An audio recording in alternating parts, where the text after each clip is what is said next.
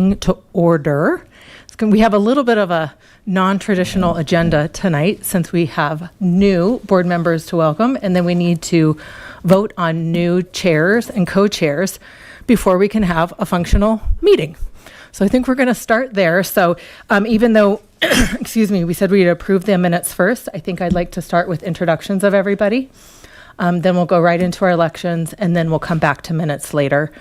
Since we have some outside guest presenters tonight, we want to try to get them up first as well, so they don't have to necessarily stay for the whole meeting. And it looks like we have a number of public to be heard. So we want to try to get through our introductions on board the elections quickly so we can hear from our guests tonight. Any kind of questions about the rearranged agenda tonight before we start introductions? Everybody all right with that? Okay. Stephanie, do you want to start with roll call? Thanks. Board Member Wilkins. Here. Board Member Starrett. Here. Board Member Wickland. Here. Board Member McKee-Burrows. Here. Board Member McInerney. Here. Board Member Zortman. Here. Board Member Palmino. Here. And Councilmember Popkin. Here. Great. And sorry, I forgot to introduce myself for those online in the recording. I'm Cammie Edson, the Transportation Planning Manager for the City of Longmont. If we just maybe want to start on this end and we'll make our way this way, introduce yourself, say how long you've been involved with the board and kind of why you wanted to get involved in the board, and then we'll just quickly get through everyone, and then we'll get to elections. Jim, do you want to go first? And then we can loop back around to Councilmember Popkin. Yeah, this is Jim Paul.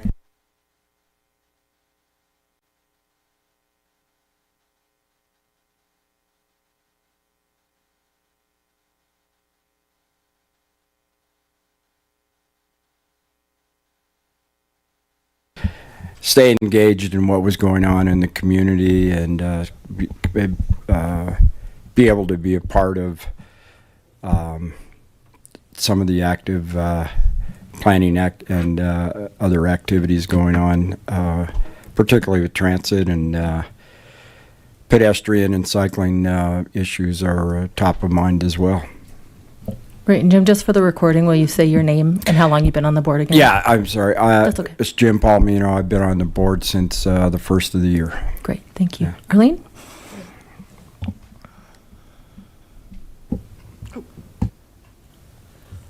My name is Arlene Zortman. I've been on since the first of the year.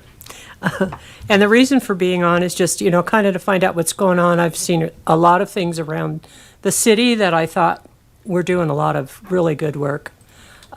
So it's just kind of a, what are we doing and where are we going type thing.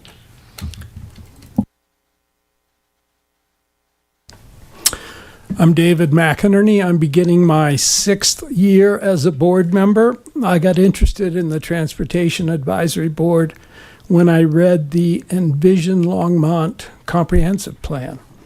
I have a career background in environmental and land use planning. I worked for multidisciplinary consulting firms on a number of projects that included transportation components. I'm a member of the American Planning Association and the American Institute of Certified Planners. My name is Gina McKee-Burrows. I have been on tab for 3 years, and I'm beginning my 2nd term as of tonight. I've been involved in the Bicycle Issues Committee, which is where I originally became interested in transportation, mainly because I got a bike and I started experiencing what it's like to ride a bike around town firsthand, and it made me really interested in kind of changing the way that we think about bikes, and then I was really excited about Vision Zero as well. So. And my name's Taylor Wickland. I've been on the board. Well, this is now starting my 5th year on the board. And I joined partly because I was involved with the Bike Issues Committee, then also part of my, a lot of experience traveling the world and seeing a different way to live and kind of advocating for a Vision Zero program here, so which we've been working on. So that's why I'm here. My name is Ross Starrett. I've been on the board for about a year now. I got into the board because I started seeing that there were a bunch of big changes coming in transportation in Longmont, and I was like, oh, this feels like a great opportunity for me to make my voice heard. And then also, when I was growing up, we spent 5 years living in Germany, where transportation works a little bit differently, and I thought that that perspective would be very welcome in Longmont.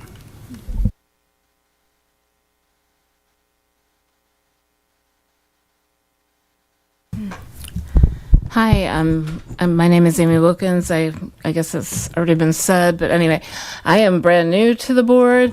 I am excited to join. What motivated me, I guess, is similar to some people. I grew up overseas also, so I've lived in a lot of different kinds of places, but also smaller communities in the United States. I really believe in communities, and I know that they're really important to people's lives. And I got a PhD in sociology. I was doing a lot of much more abstract work on communities. I love that work. But then I really wanted to get involved at a much more concrete level. I recently owned Spice e-bikes, an e-bike shop here in Longmont that helped me see, a much more direct way to get involved. And then, after that, I decided that this would be a great way to extend that. Although I'm not just a bike person. Bikes are only one way to move people around. Thanks. Thanks, everybody, and congratulations to both of our board members who've been elected for their new terms. Oh, yeah, Councilmember Pocket, we did come back to you, please. No problem. Matthew Popkin, City Council Member for Ward 2. I serve as the liaison to the Transportation Advisory Board and have this year. And I use transportation to get around town. So that's why I'm here. I've also worked on light rail issues, bike issues, pedestrian issues, bus routes, a whole host of things between Maryland, DC, and Colorado. Great. Staff, maybe we'll just say a quick hi so we can introduce ourselves to the new board members. Kyle, do you want to start, please?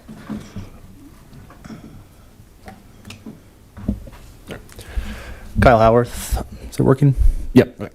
Kyle Howarth, city traffic engineer. Official title is traffic engineering administrator, but we handle all the traffic signal operations maintenance, as well as signing, striping, and assist in our CIP side with our other street engineers, improving, updating the signage, stripage, ADA compliance, and that type of infrastructure. Good afternoon, Kaylee Fallon. I'm a transportation planner with the city. I've been with the city since October of 2024, and prior to that, I was at the Denver Regional Council of Governments for 4 years. I have my master's degree in urban resilience and sustainability from CU Boulder, and prior to that, I studied environmental policy. My work at the city includes transportation demand management work. I'm also the program manager for the microtransit program Ride Longmont and the project manager for the regional e-bike share program.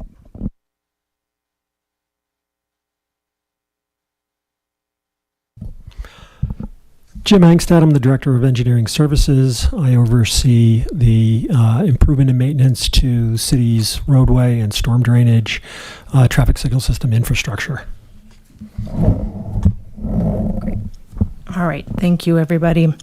For voting, Stephanie or Ross, would you mind helping Amy when we get to this next part, when we talk about how we make our votes for chair elections? So we need to choose as a board a new chair and a new co-chair for this evening, depending on, especially if any of our prior, well, no, I guess we just have to do it all over again anyway. It's not that anyone's staying in their position. Sorry, I was thinking, does Taylor stay? But no, I think we have to redo it. Yeah. Yeah. Just to clarify, we have to, elect both. So is there anybody who would like to put their name in to be chair? And in the past, we've done nominations and then a second. Then a vote. Do you also nominate yourself and then we can put in seconds? Yeah, well, I'll nominate board member McKee Burrows as chair. Are there any seconds? I second the nomination. Do you accept the nomination? Yeah. Are there any other nominees?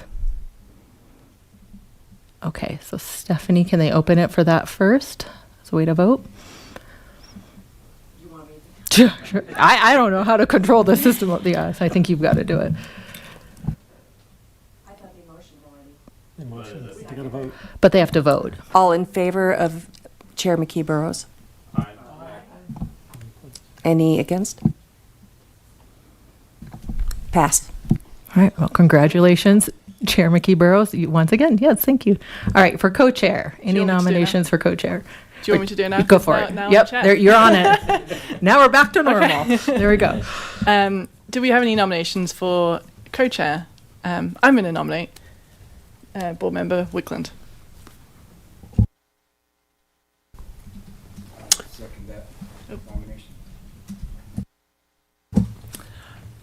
Any other nominations? Do you accept the nomination? Sure, yeah. Okay, all in favour? Aye. Okay. All right, shall I return to the normal beginning of agenda? All right, the Longmont land acknowledgement. We acknowledge that Longmont sits on a traditional territory of the Cheyenne, Arapaho, Ute, and other indigenous peoples. We honor the history and the living and spiritual connection that the first people have with this land. It is our commitment to face the injustices that happened when the land was taken and to educate our communities, ourselves, and our children to ensure that these injustices do not happen again. All right, I am going to ask if there's any changes to minutes from the last meeting.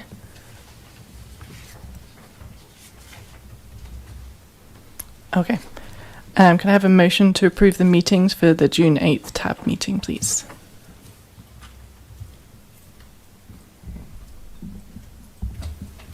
I move to approve the minutes from the June 8th meeting. And a second. I'll second it. All in favour? Aye. Okay. I will note, Stephanie, on the agenda it says 2025. So I just noticed.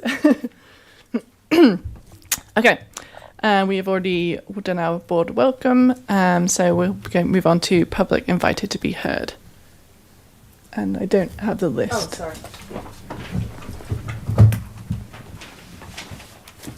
I was reading. These are.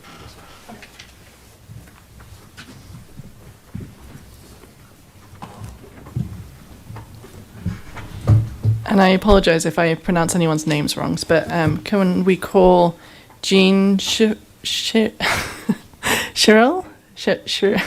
I'm so sorry. Ferrell?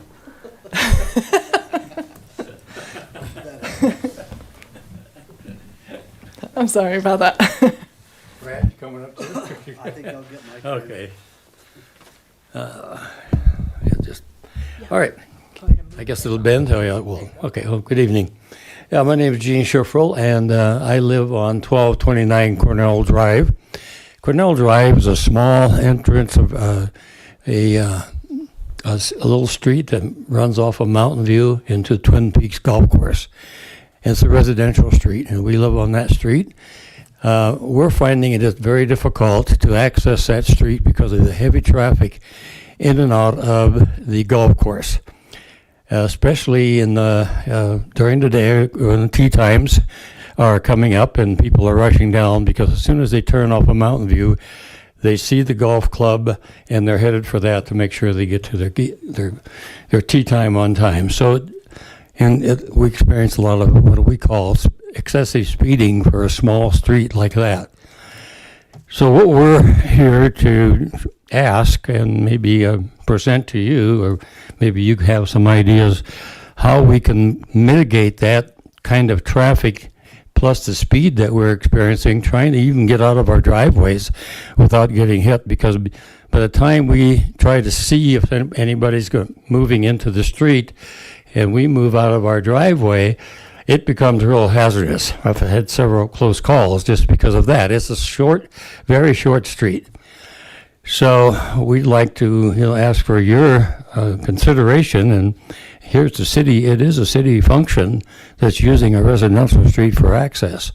And we really feel the city has some obligation to provide us with some kind of protection, perhaps mitigate the speed situation.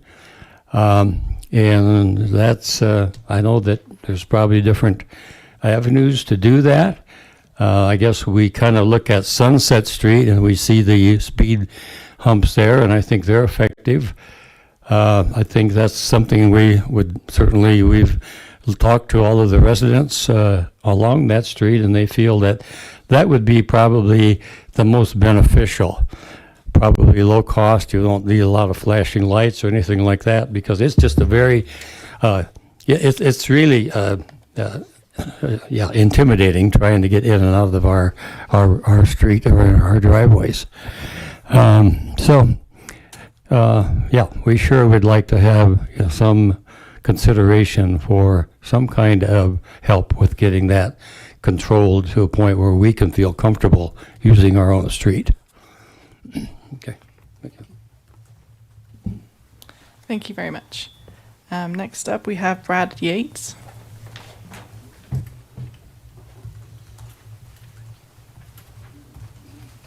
Good evening, everybody. I'm another neighbor from Cornell Drive. I've lived there about 6 years. I've seen the city grow. I see the number of golfers coming and going. I yell at the speeders sometimes, and that's a challenge, and that seems stupid at this point to me, and we would just like to plead for some help to slow the traffic down a little bit. We have 11 houses on this block. I've talked to 10 of the neighbors. They're all in agreement with us. One neighbor's not in town right now. I would have spoken with them too, so we've engaged with Alex already. There's been talk of maybe a traffic study. They did this a couple years ago back in Marcia Martin's day, but nothing really ever happened. If you're going to do anything, I'd do a speed count on that road, not really traffic, because it's the speed that's the problem. And the amount of cars increases. This weekend there was a tournament. Next door neighbor almost got clipped backing out of her driveway. So that's we're glad you could listen to our voices and our concerns, and maybe there's something that can be done to slow the traffic down. So thanks for your time. Thank you so much. Next, we have John Gustafson. I'm so sorry. Apparently, I can't read today. Hi, can you hear me? All right, my name's Dr. John Gustafson. I've lived in Longmont now for over the last 20 years, and I live in northeast Longmont, just off Sundance Drive. This is another speeding issue. Lots changed in the last 20 years. Traffic, whole new neighborhood. Sundance Drive used to be kind of a small, out-of-the-way street, but now it's lots of traffic and speeding that goes on there. The speeding has got to the point that we requested from the city a study, which 2 studies were done. Both studies showed increased speeding, but then it went basically nowhere. This was last April when those studies were done. And I've come to learn that there's a thing called the Neighborhood Traffic Mitigation Program, something I was not aware of. And Sundance Drive is classified as a neighborhood collector street under that program, the Neighborhood Traffic Mitigation Program, which, by the way, was instituted, this was in 2006, so 20 years ago. And according to that program, I guess, through a citizen-initiated program, which I guess is what I fall into as a citizen-initiated, we are only eligible to get level 1 mitigation, which is maybe a radar sign or more signage, or maybe increased policing. In my opinion, that's really not going to work. And I'd like to see a level 2, which is a physical mitigation, which would be a speed bump, back to speed bumps, as the best way to control the speeds. And I would just like to say that at a program that's 20 years old, and a lot has changed in the last 20 years, is outdated and needs to be changed. And we either need to get that changed, that street changed, or to get an exception to that. Because right now, nothing is being done. So that's my concern. Thank you very much. Thank you very much. Okay, next up we have informational items. That's it, yeah. Okay. We are inviting RTD board members, Director Karen Benker and Director Lynn Geisinger.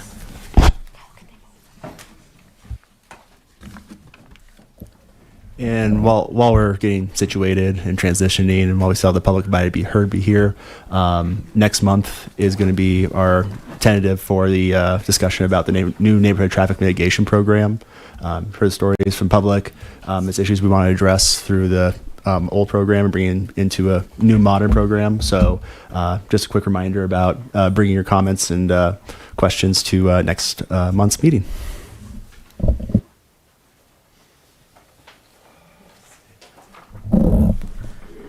We'll let Karen, Director Banker, and Director Geisinger get settled. Thank you both for making the time to come tonight. We're happy to have you. I know you've been a much desired presentation all year. Our board has been excited to chat with you. So we'll sort of turn it over to you. We gave you some general guidelines of topics that we're going to be interested, but we'll let you kind of guide us through what you think might be the most pertinent. I know we have been talking a lot about the proposed September changes that are on deck here with the board soon. So we'll take it away and kind of guide us through what you'd like. And for whatever reason, the microphone goes red when you're supposed to talk, not green for go. So It seems a little unintuitive. There it is. Is that on? Everybody good? My name is Lynn Geisinger. Thanks for having us. I'll let Karen introduce herself. We always enjoy coming to meet with all of you. There's a lot going on at RTD. We're going to talk about the things that were listed there, the bus service, the airport service, ridership and rail service. I guess they weren't listed in that order, but we'll also be explaining some of our budget issues and some of the other things that we are dealing with. I've been on the board almost 8 years. I go off at the end of December. And, it's we just got a lot we're dealing with. Karen has been doing a great job chairing the Finance Committee. But I'll let her introduce herself. I'll just say a couple of things because Karen's going to kick off with the airport and some of those things. But, right now, RTD is our CEO, Deborah Johnson, has said that she's going to leave it when her contract ends, which is next May. She may stay that long. She doesn't. There's no penalty if she finds another job and leaves sooner, but we're addressing that at the same time that we really have some serious budget issues that we're dealing with. And in our meetings this week, our committee meetings, the Finance and Planning meeting and the Operations and Safety meeting, we're looking at a lot of questions around: do we end up having to cut service? What are our other ways of raising money? Karen's been doing a great job and can give you more detail on some of those things. And I guess we'll start with that, and we can talk about some of the service change. We are both, I can say, fighting hard not to be cutting service. We really are probably going to have to go to the ballot for a tax increase by 2028. And my view, I think Karen's view generally, is the best way to do that is to scrap and try to get there without making any huge changes at the agency and be able to go to the public and say, here's what we're going to have to do if you don't give us money, and here are the good things, including working with the Broncos on their new stadium and other things, increasing service that we will do if we do. We are very early in that process, but it sort of overshadows a lot of what we are thinking about at this point. So I will turn this over to Karen, and I'll be back shortly. Okay. Thank you very much for the invitation. It's nice to come back. I think it's fun to talk to transportation geeks, right? Thank you for volunteering and putting in the work. There is an awful lot, as Lynn has mentioned going on with RTD. My district, by the way, is most of Longmont, all the way down 287, so it includes Lafayette, Erie, and Broomfield. And then Lynn, her district is primarily the city of Boulder, but you've also got Longmont that is west of Hoover. Right. And Superior and Lafayette, I mean, Louisville and Yeah. Lyons. So that's generally where we are and what's going on. So let's start with some of the good news first. Okay, so everyone seems to be very interested in the Skyride service, which hopefully is going to be starting September 27th of this year. So here's where we are with that right now. It's got 2 more votes to go through. So this coming Wednesday, our operations committee is going to be approving the run board for this coming September. There's also a lot of other items on their agenda, so hopefully, my hope is they're going to sort of quickly just take the run board and say, yes, we're in favor of all of this. And then, of course, it's going to come to our full board meeting on July 28th. And once the board passes the run board on that time, at the 28th meeting, then it's a done deal. And then we can start printing bus schedules and handing them out to everybody. But there's no doubt this is pretty exciting. So there's a whole group of folks that we need to thank for making this happen. Quite frankly, I'll tell you, it started right around last October, November, December. I was getting tons of emails. I don't know. I can guess who was behind some of these emails. I think some of our city council members were behind some of the emails. Sherry Malloy was behind a lot of them. But I'm sure Transportation Advisory Board members were behind a lot of the emails. So what I was doing is I was passing them off to our CEO and our service planning staff. And they listened. And so, excuse me, we also about that time got a new COO, Patrick Preuser, unfortunately is going to be leaving us soon. But, I sat down, talked with him, made my pitch. He knew about all of the emails that we had received, all the comments from other elected officials, and between elected officials here in Longmont and Commuting Solutions and just the general public, they said yes. So we are going to be starting, again, would be September 27th. It's going to start, the service right now is programmed to start at 6 a.m. and will go till about 12 p.m. and it's hourly. And so... AM, right? Oh, did I say 6 a.m. to 10 Midnight, or is it 10 p.m.? Okay. Thank you. Don't want to confuse people on the schedule here. And so it's going to be pretty exciting. I can't wait. I'm hoping actually that the city will help us put together a little ceremony to do a kickoff and maybe a little ribbon cutting as we board the 6 a.m. to DIA. We can go have breakfast at DIA and then come back. So at this point, the fare will be $10 for adults. It's half price, $5 for seniors 65 and over, and kids 19 and under are free. So I think hopefully it's going to be a good service. If it is used and if ridership numbers are really strong, then we can go back to our staff and request additional hours. Because, if you stop and you think it's going to take, a good hour and a half or so to get to the airport, and then, of course, you've got to report to your airline, usually 2 hours before. So I'm hoping that it would be great if at some point we can extend the hours a little bit earlier and maybe a little bit later.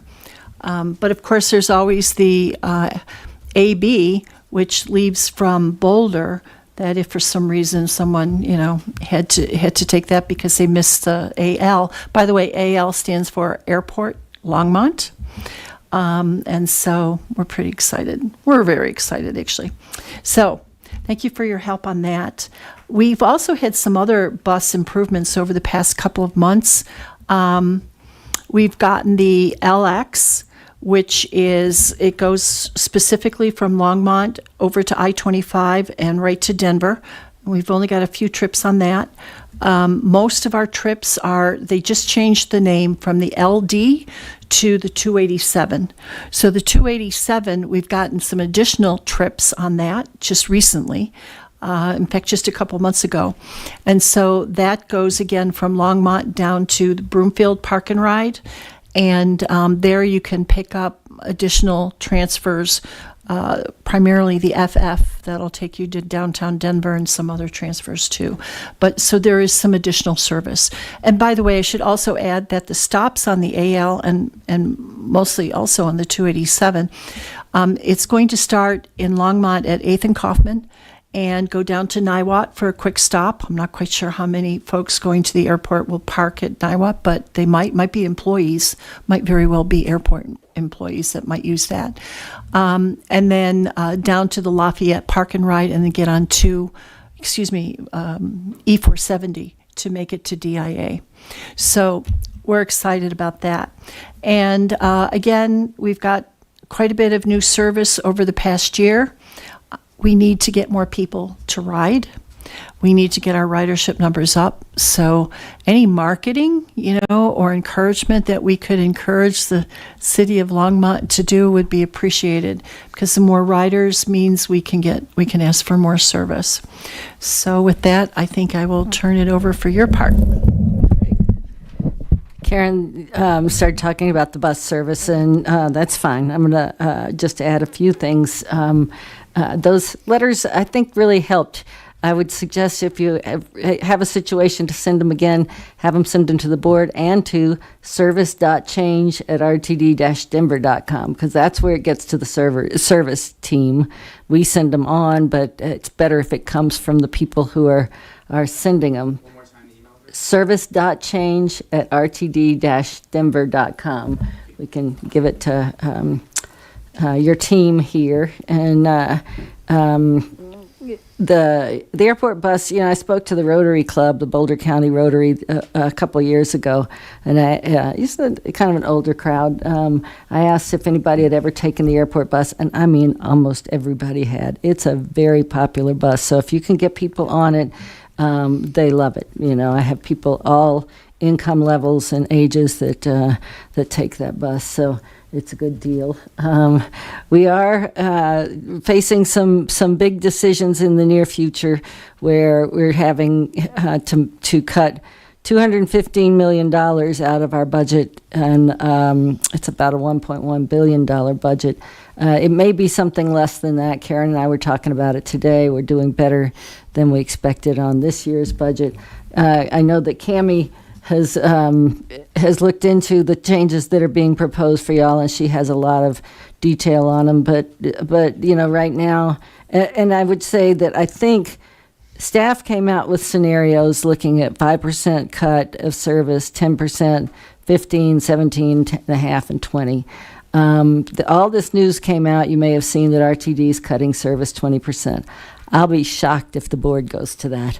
I think Karen and I are working on a 5% start, and I think there's money out there that suggests we should not go to a big number for now in terms of service cuts. As I said, my view is let's get our way to 2028 ballot issue, and if people won't give us more money, unfortunately that will be what happens. But even at 5%, the LX is scheduled to be cut.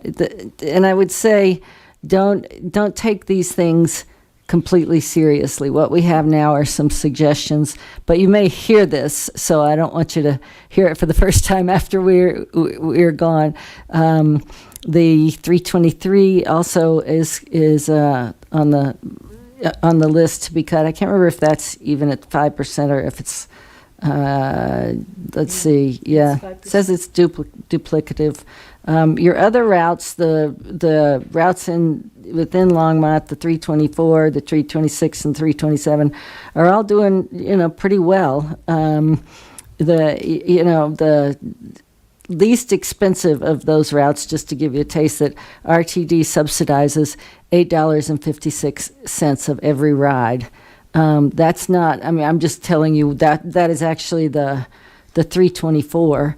So, but the 323 is at $14.86. RTD fares don't pay it. Fares pay about 5% of our expenses right now. That's why we pay. Everybody's paying sales tax, and that's where the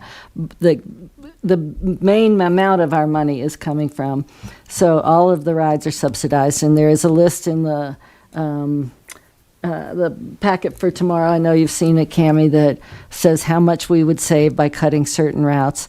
The flex rides are actually they're saving the Longmont flex ride, and I know you have this ride Longmont, so there'll be some question of what how much you need of each. But that I think you are very well served by your staff in terms of bringing the advice on those things.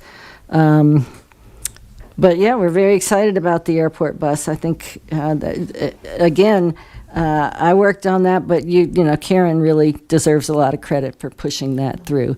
She annoyed some staff and was able to really serve you well. I'll let you talk rail, and then we can. Rail is always one of my favorite topics. Joan Peck and I, we've been working on trying to get rail up to Longmont for probably 15, 16, 17 years, but who's counting? Mm-hmm. So, in fact, that's one of the primary reasons why I'm back on the RTD board, because I used to serve, ironically, back in the 90s. But there's a lot of good things happening with Front Range Passenger Rail. And of course, RTD is partnering with Front Range Passenger Rail. And of course, our goal is to get it up to Longmont. Front Range Passenger Rail then is going to take it all the way up to Fort Collins. And you probably know it would eventually go down to Pueblo. So again, a lot of progress is being made. There's most likely going to be a ballot measure coming this November where they're going to be asking for a relatively small sales tax increase to build it out. So where we stand right now, we do have written agreements with Front Range Passenger Rail, which also includes CDOT partners and the governor's office. And so RTD has been working closely with all of these partners. And we're going, the board, the RTD board, is going to be making a major vote coming up most likely in December, and that will be the time that we're going to hopefully put money on the table, and at that point we can actually start doing a countdown. Let's put it that way. We appropriated funds to do preliminary engineering and design. The additional funds that we would be allocating at the end of this year would be for some of the construction that needs to go forward. We would be paying about half.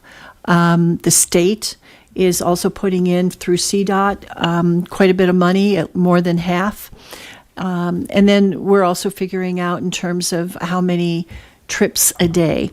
So if the measure in November does not pass, we would start service January 1st, 2029, and we would have 3 round trips a day.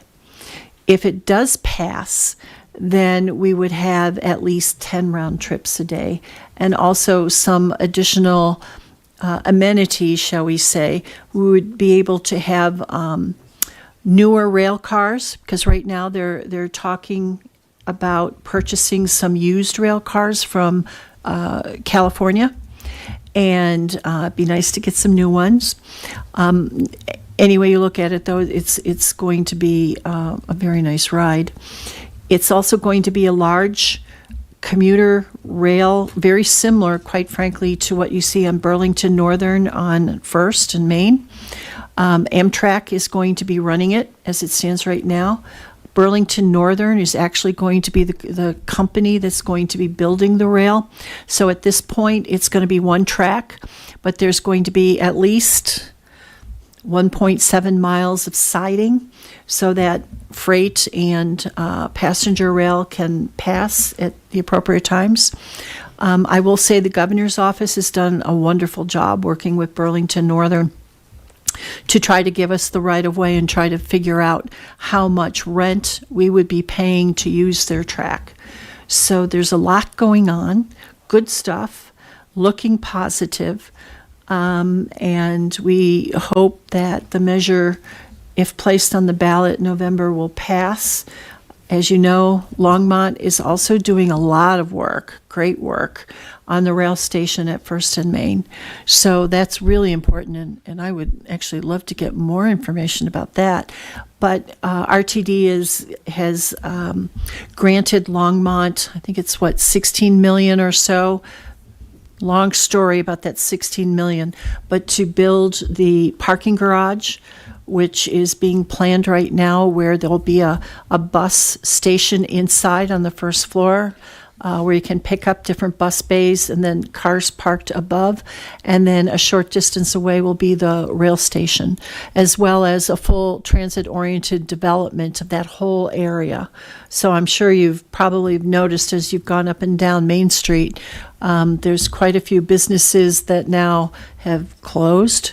There's a sign on the door that will say City of Longmont, no trespassing. So the city has been, along with other developers, my understanding, has been starting to invest in that area. And quite frankly, it sounds like it's going to be a wonderful plan. As you also know, Front Range Community College has plans now to build a building right next to the rail station. So that's, absolutely fantastic in my opinion. So that's going to link, keep in mind it'll link CSU, Front Range Community College in Larimer County, and then Longmont, and then CU, and then of course down to Denver higher ed institutions. So a lot of good things happening.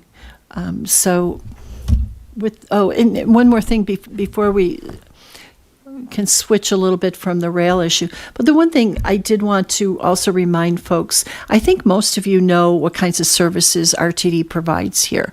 We've got a number of we've got FlexRide, and we've got a number of circulators around town, and of course, transportation to Boulder, Denver, Lafayette. But the other thing that I wanted to mention was sometimes we don't talk enough about it, is access on demand and Access-a-Ride for people with disabilities. And I just want to make sure that some of that information starts to get out, because we provide a lot of those services where it's door to door, and it's very important for people in our community that, again, you'd have to qualify, you have to go through an eligibility requirement through RTD, but once you're there, you can pick up and Access-a-Ride or access on demand, and you can basically go anywhere in the RTD district for a very minimal cost.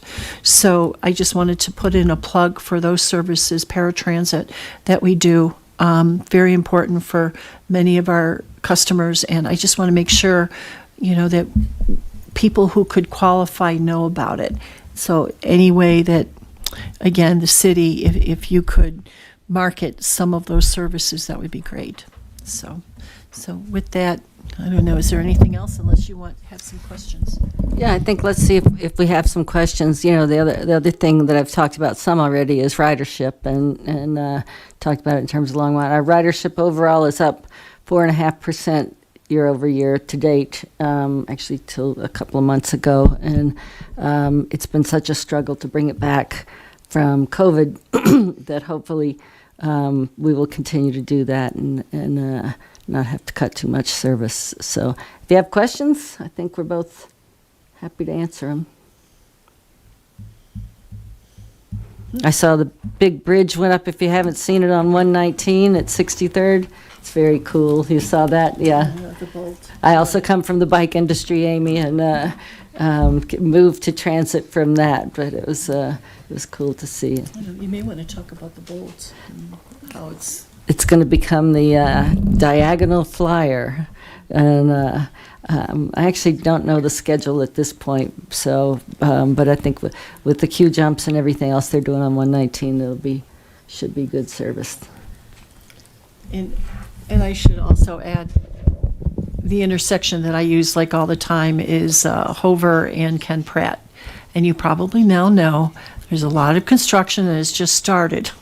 And it's probably going to be there for quite a while that whole diagonal is rebuilt and accommodate BRT. Okay. So, one of the things that you guys mentioned is ridership. We're struggling to get it up.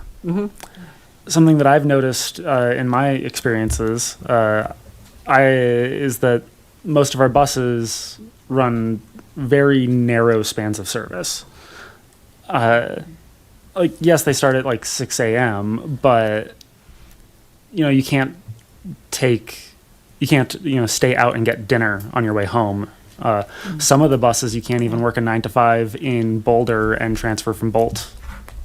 Is that mostly the local? The 300s? local routes.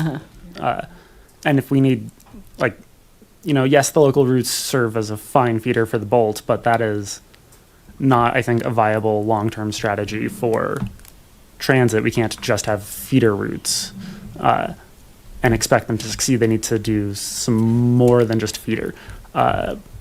But has there been any consideration in the past about increasing the span of service in Longmont in an attempt to convince people that it is a more useful service? Yeah, I can speak to that. There have been many, many conversations over the years about trying to get extended service.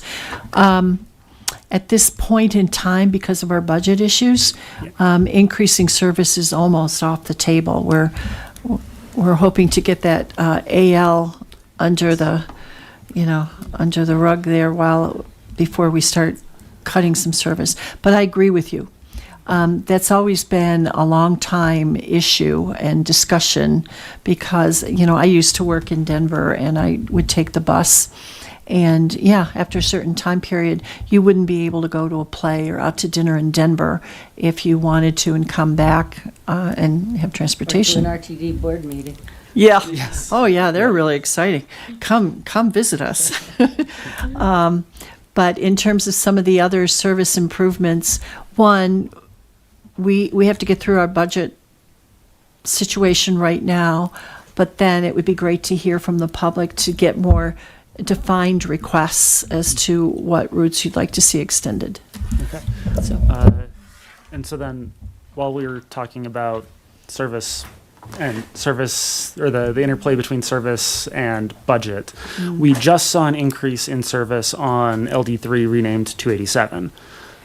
How does this budget situation affect that service increase? LD3. I'm just looking at LD. Yeah. LD3 was renamed to 287. Well, there's a lot of things that's not that. the LX. Yeah. No, it's not the LX. The LD is. It says it's still below RTD's service standards. It is, I also see, we do have a range of cuts, but let me first also say, once we saw the proposed cuts, we just got this information on Friday, okay? And so we're still going through it and distilling it. The LD is on a list. It wouldn't be some of the first things that would be reduced. And also this list that we have is just, let's put it this way, there's going to be a lot of discussion. Right. And we want transparency. We want the customers to chime in. We want mayors to talk to us. We need a lot of feedback because we need to hear from our customers.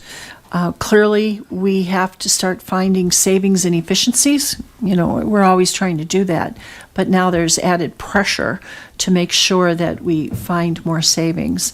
And so I would urge you to, pay close attention. It's going to take several months for the RTD board to come up with a final list, but also the list that you're going to see on if you look at one of our websites, is not the list that is going to be the final decision. So there's going to be a lot of discussion. Just to clarify, board members too for TAB, if the list they're talking about is in RTD's board packet for the board meeting tomorrow night. So if you wanted to go see that board packet, that's where you'd find the list that they're referencing. And I'll just reiterate what Karen was saying. I think, one problem we have is that when something everything's public, so when something comes out that RTD is considering, it becomes, stone in the press. RTD is going to go with a 20% service change. I think we'll both be very shocked if the board goes anywhere. Well, I shouldn't say anywhere close to that. There's some, but we're both pushing for a much lower, and I think that it will be lower. And then, you may see in the press that the LD and the LX and the 323 are up for the LD, not at any of the lower levels, but there are situations in which it would be discontinued. Nothing is written in stone. They will take whatever is suggested here. They'll put it out as a service change. There'll be lots of public comment, and that's where your letters come in and helpful. Yeah, I think just take whatever you see as early discussion. Okay, and then one last question for you guys from me. RTD has quite a lot of land in the form of parking lots. Has there been any interest in finding a more revenue-generating use for that land? Yes. The interest from us, interest from the legislature, what is ideal would be some transit-oriented developments. So we're building housing and urban spaces at the same time that we're creating new bus riders or train riders. And we have a couple of projects underway. We have to have people that are interested in those. But the board several years ago said we would prefer to lease property rather than sell it. I don't think we've changed a policy, but I think we're open to selling it at this point if that comes up. And also probably the most visual one here in Longmont is on South Main, where we used to have a maintenance facility, and that building has been sitting empty now for a number of years. In fact, I should add, I just met Lauren Seeley just the other day, Longmont Housing Authority. It's now working for RTD. She's incredible. Right? I was impressed. And we were talking about that particular building on South Main, and to my surprise, she said, Karen, she said, there's a lot of interest in that building. And so that's all she told me.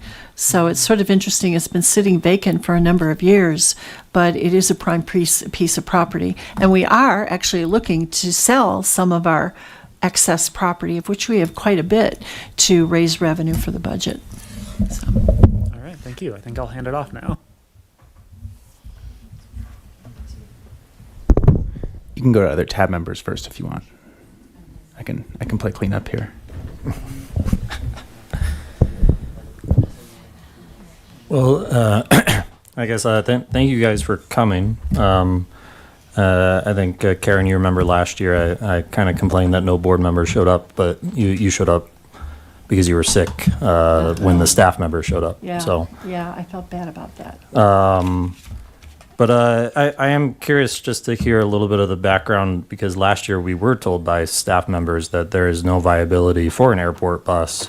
There wouldn't be the ridership, there wouldn't be et cetera, through their modeling. So I'm curious what changed. Say one thing. They said it until they didn't, is just honestly, and I'll let Karen explain it. A big part of it was the Clean Transit Enterprise funding from the state that was required to go to new service, and they joined us in funding that. Okay. Yes, I'm glad you raised that issue. And I'm sorry that I wasn't there, because I probably would have said something different. I have always believed that, if we think we have a strong service need and we think there's going to be strong ridership associated with it, we can go to RTD management and lobby. And I nag our staff a lot. Right. And, I told you. Yeah, I consider it a skill set. Some don't, but, I thank you. Well, it's just, you just keep mentioning it. Hey, don't forget Longmont. And so I'm glad, that's unfortunate that they said that, because when I stopped to think, the AB does really well, really well. And I was surprised to find how many Longmont folks actually go west to pick up the AB to go east to DIA. And I was so surprised to keep hearing people telling me about this. And I also know because the city of Boulder, it's very expensive to live there. Longmont's not cheap though either. I just assume there are probably a lot of Boulder, Longmont residents that work in Boulder, that if they had their choice, they would choose to pick up, airport ride here in Longmont as opposed to going back to Boulder. So anyway, I just think, again, it was public. The letters, they just kept coming and coming and coming. And the city has been very strong supporters. And it was on Nextdoor, the social media effort that goes around. And so there was just so much push. And it looks like it's going to happen. But again, cross your fingers. We still have to get a vote on Wednesday and a vote on the 28th. I think it's going to happen. But watch out for that. Thank you. And then just a little bit background. I'm born and raised here in Longmont. And, I remember a day in high school where there was a Denver bus every hour. During rush hours, every half hour. Yeah. You could even take it late. The only complicated day was a Sunday when you had to go to Boulder, then to Longmont. And since high school, a long time ago, 18 years ago or so, for me, the district has grown in population, and in theory, more revenue has been acquired through that population. So what has changed in terms of, obviously COVID, but I think that's a little... COVID truly just knocked a lot of transit agencies. But did that change revenue? Because we did, because just FYI, in 2019, prior to COVID, our fare revenue was about $159 million. This year, we're projecting $61 million. So you can see we've lost about 40% of our boardings. And we've added some service over that time. But fare revenue is what percent of the budget? Now? Yeah. It's about 4.7%. Extremely low. From what I recall from when I served back in the 90s, it had to be more over 20%. And so service was cut back during COVID, and much of it was not been replaced yet. And so when I lobby our staff at RTD in Denver, I always remind them, when you were cutting, that time were cutting service because of COVID, much of it did come from the outlying areas, which includes Longmont and Broomfield and Lafayette. And so a fair amount of service was lost back then because I used to take it to work all the time before I retired, right? And I didn't need a schedule because you pretty much know, well, hey, if I miss this bus, I can catch one in 20 minutes. It's not quite that way just yet, but be great to get back there. And then curious, because you keep mentioning there's going to be a vote this November for rail for a tax increase, and then hopefully in 28 for RTD generally. How does RTD compare to other transit authorities in the country in terms of tax rate or how revenue is? Well, you can answer that if you'd like. I'll just clarify one thing. The ballot issue this November is for front range passenger rail. Yeah. It's going to be an issue if we go front range passenger rail and RTD and Boulder County potentially going for transportation funding in the next couple of years. I'm sorry, what was your question? How does RTD compare in terms of taxes? Because I remember this was 2 years ago, a staff member said RTD is the second most underfunded. Set by the state. Yeah. Okay. And there has been some progress. The state, is very broke too. But they have fees that they put in place that go into these enterprises. And one of them is the Clean Transit Enterprise. And recently, this last year, there was a negotiation where the oil and gas industry will be putting a certain amount of, it's a percentage based on their revenues into the Clean Transit Enterprise, and that's going to RTD and other transit agencies around the state. But, right now, before that money, RTD was not really funded by the state, like you said, the second from bottom, I think. But some places that are funded by the state just get a piece of the tax money, don't get the sales. And we have the sales and use tax that is 0.4% fast track, 0.6% base, which is you can kind of think of as the rubber tire service, and some of the accessoride and those sorts of things. So basically, it's a penny that goes to RTD at this point. Yeah. Okay. And then kind of final comment is, especially in your discussions, I'm assuming you're talking to CDOT quite a bit, and this is more of a philosophical argument, and that this is where I want transit to be supported unilaterally across the board, but yet, I find it always funny when I have to vote for, rail, or I have to vote for an increase in transit tax, but yet I never got to vote for a increase in expansion of I-25 that cost billions of dollars. So I would like that philosophical argument to be presented to CDOT, because 7 Mile Stretch recently was $350 million. That could have been better used to build a train to actually protect that roadway and actually reduce traffic. Or even, Floyd Hill is about $1 billion on I-70, which would pay for the whole system, pretty much the rail system. But, they've got their priorities too. And of course, they've got gas tax. Gas taxes are going down because there's so many electric cars. And I just received a text today that they're supposed to be reauthorizing the transportation bill this year. Usually they're, in 5-year increments. However, I've also been told by our federal lobbyists that primarily because it's an election year, a lot of the, congressmen, senators, congresspeople are probably going to defer writing a final bill until after the November election. So that might change a few things, but the text I received today is a bill is coming out and transit doesn't look good in it. So, you could probably guess that most of those dollars will be going to roads. Yeah, so a very uneducated bill. Yeah, and there's a ballot issue that maybe is likely, I think, at this point to be on the ballot in November that you may have heard about. It's being pushed by the Contractors Association, and it's requiring a certain amount, I can't remember how much, of the general fund that the... Sales taxes on auto parts. No, this is requiring a certain amount of money out of the general fund to be go to roads.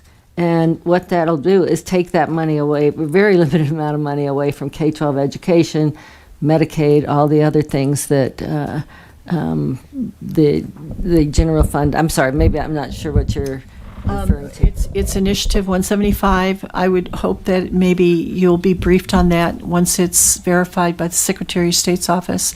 My understanding, the way it would work is any sales tax paid to a car purchase, car parts, oil changes, things like that, any sales taxes related to a car would, instead of going to, Medicaid, education, those kinds of things, would be diverted to CDOT and roads.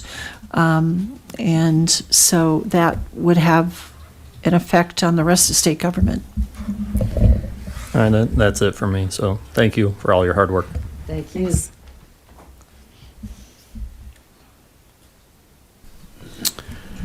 Thank you for attending our meeting.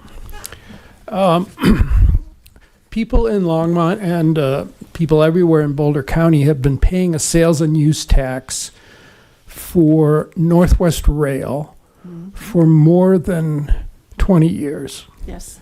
And it's my understanding that what is left of that revenue is held in something called the Fast Tracks internal savings account, correct? And it's something north of $200 million. 190. 190. So my question is, is that internal savings account money, is that earmarked for a particular purpose in Front Range passenger rail? Yeah. Yes, I've been keeping track of how much Longmont has been putting into sending RTD for quite a few years. And that's just part of the FISA, we call it FISA, Fast Track's Internal Savings Account. Right now, come December, when I mentioned we're going to be looking at actually putting money on the table to build Front Range passenger rail, Northwest Rail up to Longmont, that's where we're planning at this point the funding would come. And at this point, the state or the joint service has come to RTD, and they're asking for $156 million out of that fund. Now, we've already allocated about $5.8 million for the preliminary engineering and design. And at that point, come December, we would make a final appropriation to go and construct. However, yes, so the Longmont share of that tax, which has been going on since 2004, collected in 2005, starting in January, comes to over, just the Longmont share comes to over $100 million. If you take a look at the communities all along the railroad, the tracks, the line, it would be probably about $650 million, probably getting close to $700 million that this area has paid to RTD for rail under Fast Tracks. Now, much of that money does go to pay off bonds, like for this coming year, the year we're in. Our debt, our Fast Tracks debt, is about $250–60 million, and so that's where. So the Fast Tracks dollars that are being collected from this area are clearly going to build and fund and continue the other rail lines in the region. So it is our turn, believe me. And we can thank Mayor Peck for really pushing this issue. She has really put a lot of work into making that rail line actually happen. And we can also thank our current governor for making rail a top priority. You may disagree with him on other issues, but boy, when it comes to rail, if he wasn't there, this line probably wouldn't be almost ready to happen. And we can thank his former chief of staff, Lisa Kaufman, who has done a brilliant job negotiating with BNSF. And our CEO has been part of that too, but the state has really made it possible to look at this. And the statute that said prioritize Northwest Rail also said prioritize the N line that is farther east and goes up roughly I-25 area. So there's a lot of people needing that money, but it's good we have it saved. It's a start.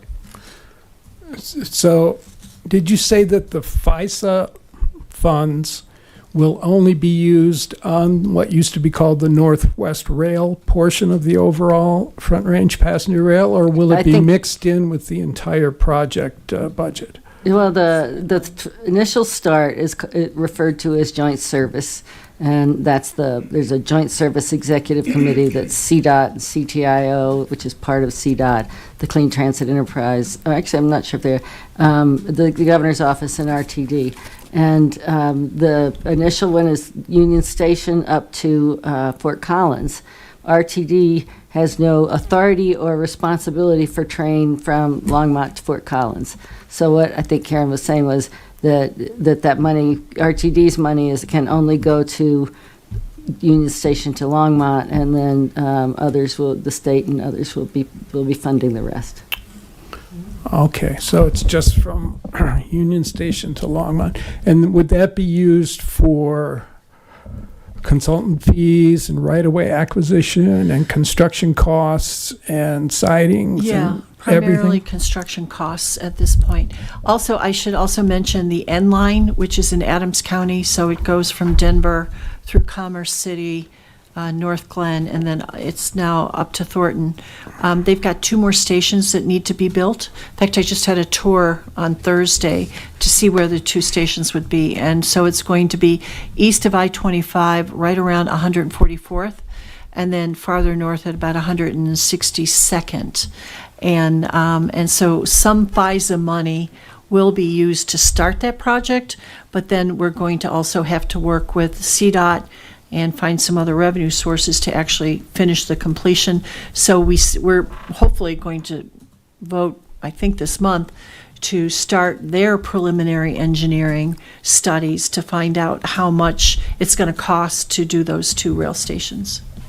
Will the FISA money be used to make improvements like curve modifications and siding construction and physical improvements to the Burlington Northern's facility?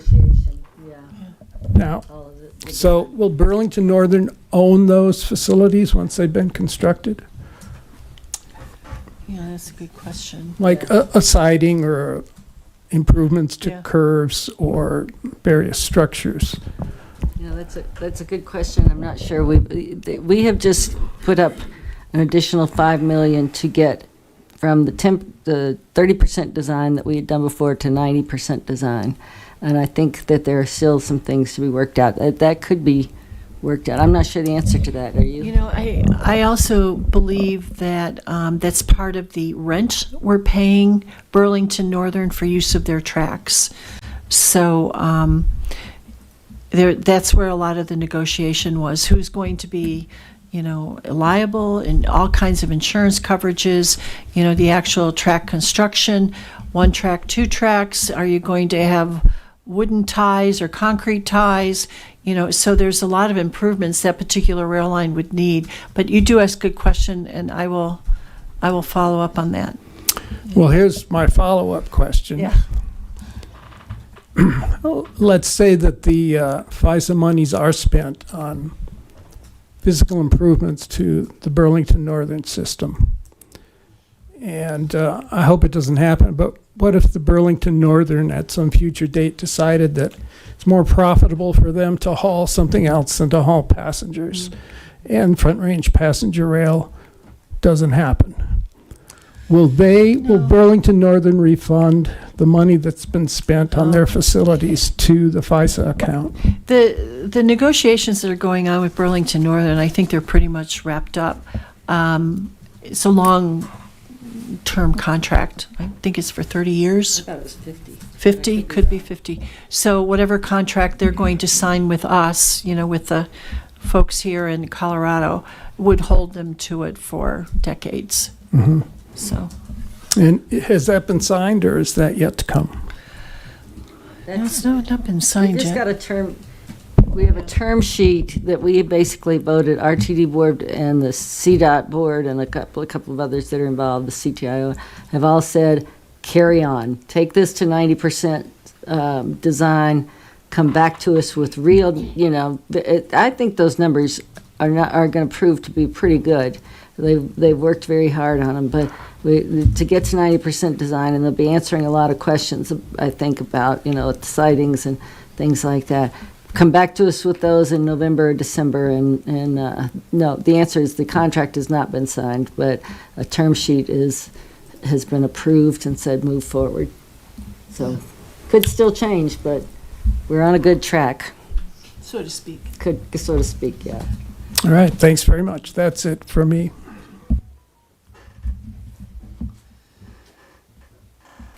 Yeah, now for something a little different. Is there any progress on this park and ride up at the Walmart there at 60 northeast corner, quadrant of 66 and 287? I think it's called the Park. Yeah. Do you have that? Maybe that's a city question. I can yeah. help with that. Yeah, the Park Ridge Station is what's being Park Ridge, referred that's to. what I was Yes. thinking. Yeah. So it went to P&Z last month where they approved the annexation to be able to allow it to happen.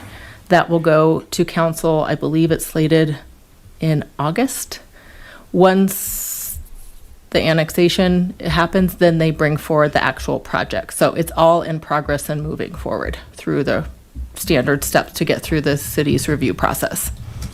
So the annexation had to happen first, and then project design and project details will come forward after that. So it hadn't been designed yet? No, there's been preliminary. Preliminary, 90? Yeah, so now it's just a matter of make sure the land use aligns with the project, so the project pieces will now be able to move forward since the annexation is now official. Okay. Well, it'll be official once council approves it, when it comes up to their agenda, but P&Z has approved it, the Okay. Planning and Zoning Commission. Planning and zoning, good. Yeah. Thanks. And then I guess you were saying the ridership is increased 5%? 4.4, 4.5, something like Is, that. Through the end of April, yeah. Okay. Are there, I guess, newer innovative strategies being considered for trying to continue to boost the ridership then? Or what are those strategies? Or how effective are the ones that, they had been using? I'll start and let Karen add. Our biggest problem right now is saving the service and trying to get in a position to add more service. One thing that we haven't mentioned is that we have started a new comprehensive operational analysis, and we have a consultant that's working on what that looks at as the whole system, and they're going to be coming back to the board and saying, they're kind of these two competing priorities: frequency, which really builds ridership, and coverage, because we got a big area with 2,342 square miles, I think. Somebody just told me the country of Monaco is 2 square miles. It's like, that's a very tiny place. But, this board is very focused on ridership. We're going to be doing a strategic plan as well as the COA.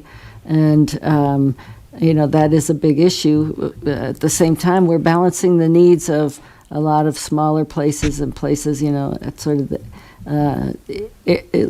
areas, different areas around the district. So, yeah, I'd also like to suggest, we've raised the issue about putting together a ridership plan where we're going to get the community involved, ask for suggestions on how to get more people to come back to RTD, because we used to have 116 million boardings a year. Now we're down to 65, and so the other issue, quite frankly, is we have capacity on the service that we have right now, and so I would love to see a ridership marketing effort to go forward, but I've raised it with a number of folks, and of course it's always right now it's a money issue. But there's so many creative things that we could be doing to try to get people to come back to RTD.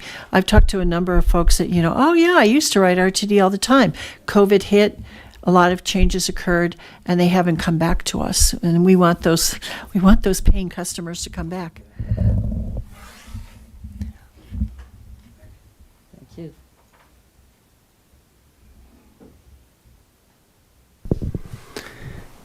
Lynn and Karen, thank you so much for coming. A lot of folks already asked questions that I had, so I'll keep this super brief here, but really appreciate your advocacy in multiple ways.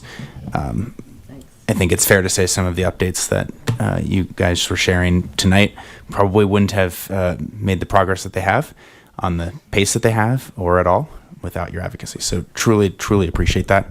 Could not be more excited about the likely prospect of the Skyride coming here, the AL route.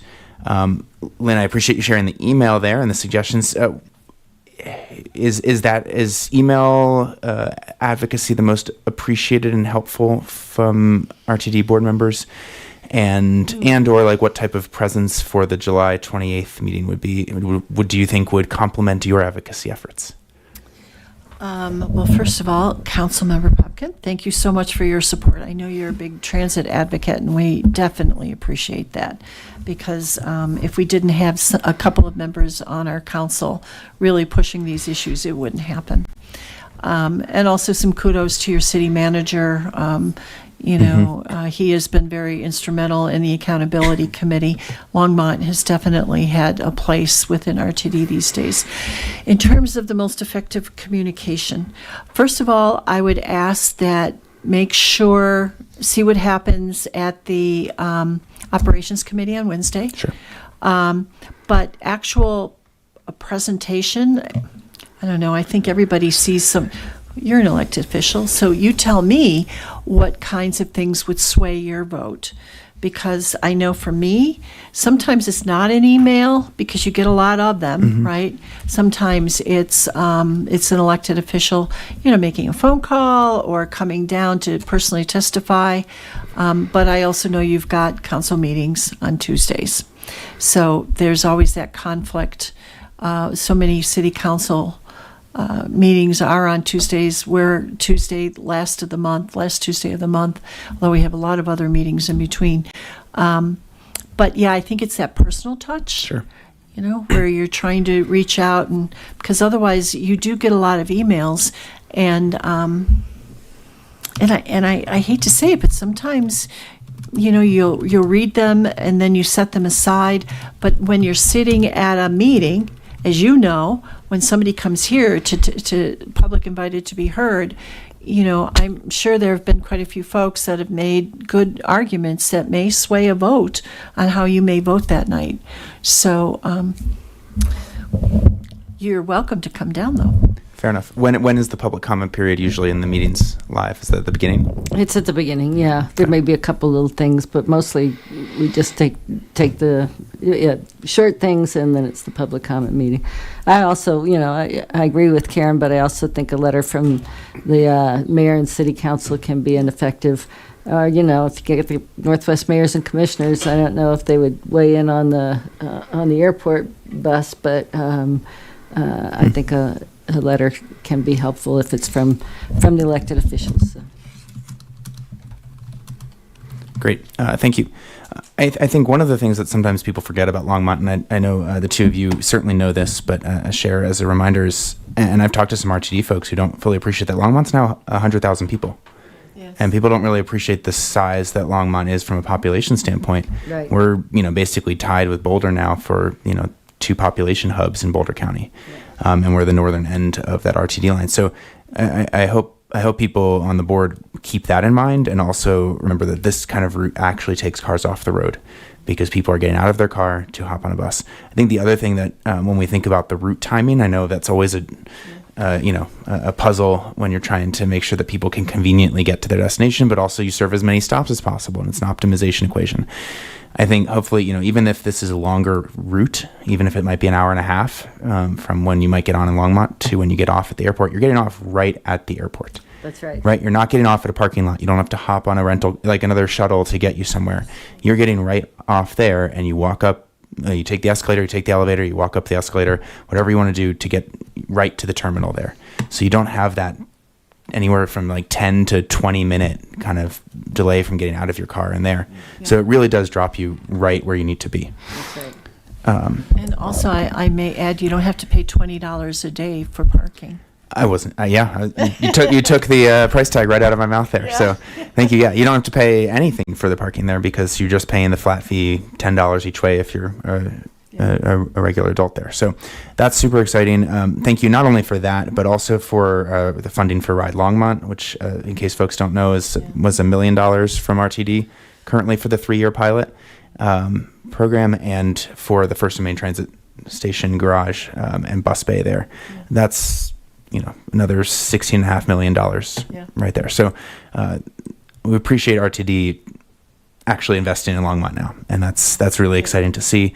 The last thing I'll leave you with is, and I'll try to write to some folks about this, but when I was going door to door during the campaign last fall, this was one of 2 questions I reliably asked every person I tried that would, you know, give me the light of day at the door, was how often would they ride a bus to the airport? Not whether they would, but how often. Mm-hmm. And the results of the over 70% of the constituents I surveyed door to door would use a bus to the airport at least 6 times per year. Yeah. And that use was either them personally or their family members or people visiting them. Right. And I think people forget that, like, Sure. I just dropped a friend off at the airport yesterday, and that was 45 minutes each way of driving them there because my wife and I were kind and wanted to take him there. But now we'll take him to the bus and leave him there. Exactly. So really appreciate that. I hope people will keep in mind not only our population size, but also kind of the opportunities that this really does present to get cars off the road and make travel more convenient in the area. Thank you. I think every piece of the district should have an airport bus. It may gather a lot of people from a different place, but it's such a critical service. I think it's important. Thank you. Gina, before we move on to the next topic, we do need to enter into record the process you all took to write your letter of support to RTD. I was just going to mention it, actually. There we go. Okay. So again, I just want to double down on the thanks for our two RTD commissioners. I hope the I actually rest have questions. Oh, you have questions. Oh, I'm sorry. Sorry. I haven't sorry. had a chance to talk yet. But it's okay. You go ahead, Cami. Okay, this discussion just is going longer, so we just want to make sure that we're aware of time for the other agenda items, but please finish your RTD questions while we have our directors here. So sorry. I was just letting everyone else talk before I had my questions. So a couple of questions just for Longmont residents to be aware. Do you have an idea of where the stop would be for the new AL service? Is there going to be more than one stop in Longmont, just one? It's going to be 8th and Kaufman. Okay. Now, you make a question. What we do for our park and rides, that where we know somebody's going to be parking for more than 24 hours, we charge a $2 a day fee. But since the city, I believe the city owns that parking lot. Correct. Okay, so you may hear RTD knocking at your door saying, "Would you mind if we put up a fee kiosk?" And we could talk about sharing revenue. That was going to be my next question, was about that, because I have taken the AB for many years now. Great. Yeah, as of everyone that I know goes down either to Boulder or down to the Flatiron stop, because it's straight down 287 for us. And yeah, I've paid that $2.25 Good, thank you. to park there. That's great. Not because there's no bus to get to the Flatiron's from Longmont, so had no choice but to park there. Anyway, I wanted to ask about the change in, or potential changes you're having from the budget. I just looked it up, and it looks like LX is on the chopping block, like at every level. Now, we just got that service back. Mm-hmm. So that's really kind of disappointing from Longmont's point of view. Like, we'd literally been asking this for years since COVID, because that service was cut. And now you're going to probably drop it again. Well, this is, I had this discussion with our COO today over lunch. Friday's his last day. And I said, would you consider changing the route, but still have the LX, the old LX, okay, started in Longmont, down 287, stopped at Lafayette Park and Ride, and then got on US 36 into Denver. Because right now, as you know, then the 287 is just going up and down between Longmont and Broomfield. You have to transfer to get to Denver. So I asked him if he would consider, of course he's leaving, but I will raise this to the next person, keeping the LX, but maybe combining it with, sort of the old LD, the 287, but the 287, would continue. So I think we've got, maybe 4 trips in the morning on the LX to merge it, change the route, and maybe we could drop some of the 287 routes or trips, but move it so that if someone from Longmont got on and your goal was Denver, it would take you right to Union Station. So keep an eye on that. That's something that I will definitely be watching, and I know Lynn will too. And hopefully we can sort of combine the service and make it, higher ridership. Because quite frankly, if the LX is starting in Longmont and we stop at Niwot, okay, and then you go down 52 to I-25. You're not picking up a lot of passengers. And so that's why I do think a route change would help us with ridership numbers. But it'd be nice also to get on a bus and go right to Denver. It would. Right now, there's only 4 trips a day. Right. So, I mean, it's not really any wonder that it's not high ridership. It used to be every hour. Right. Yes. At the lowest time. Yes. And now we've got 4 a day. Yes. So it's not, I mean, it's not something I would be looking at, be like, oh, is my timing going to magically time up with that Yeah. 4 routes? Because 5:30 p.m. is the last one. So Yeah. if you're going to an evening performance or something in Denver, you cannot use that route. Yeah. Yeah. So right now, I mean, it's great that we have it back, but that's probably a good reason why ridership is low, because there's just not enough buses, which... Yes. Frequency. Frequency, yeah, exactly. And then I had a couple more questions. I'm sorry, I know you...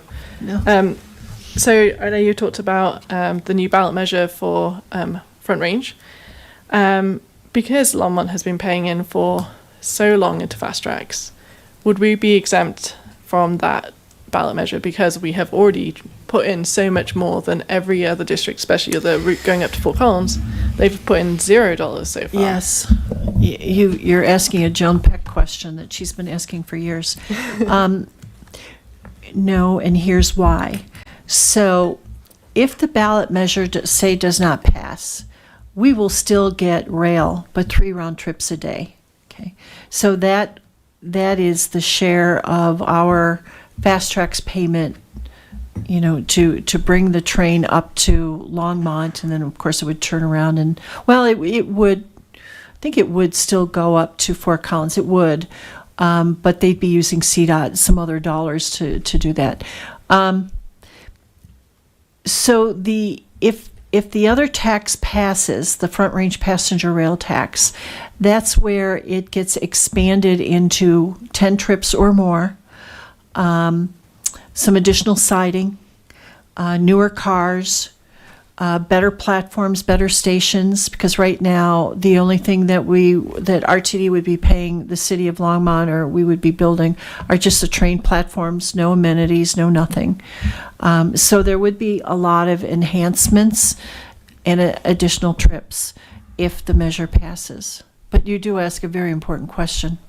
Yeah, I mean, essentially Fort Collins is getting it for free. I mean, obviously not from CDOT and stuff, but compared to Longmont residents, if that ballot measure doesn't pass, they still get a train, but we've paid for it extra beyond any of the northern communities, beyond RTD's borders. No, you're right. So it doesn't seem very equitable in terms of funding.